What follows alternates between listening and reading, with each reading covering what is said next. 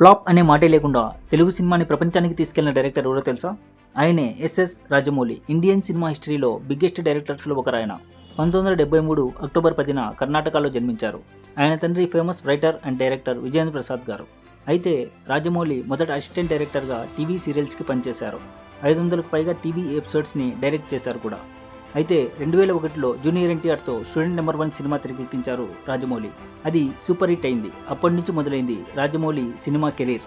ఆ తర్వాత సింహాద్రి, సై, ఛత్రపతి, విక్రమార్కుడు వంటి వరుస బ్లాక్ బాస్టర్స్ ఇచ్చాడు రాజమౌళి.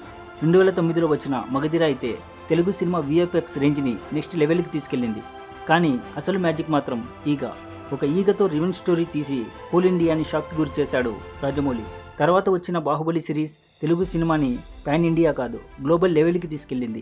2022లో వచ్చిన త్రిబుల్-ఆర్లోని నాటు నాటు సాంగ్ అయితే ఏకంగా ఆస్కార్ గెలిచి హిస్టరీ క్రియేట్ చేసింది. ఇప్పటికీ రాజమౌళి సినిమాలంటే emotion, elevation, epic visuals. Content నచ్చితే మాత్రం సబ్స్క్రైబ్ బటన్ మీద క్లిక్ చేసి కనెక్ట్ అయిపో మామ.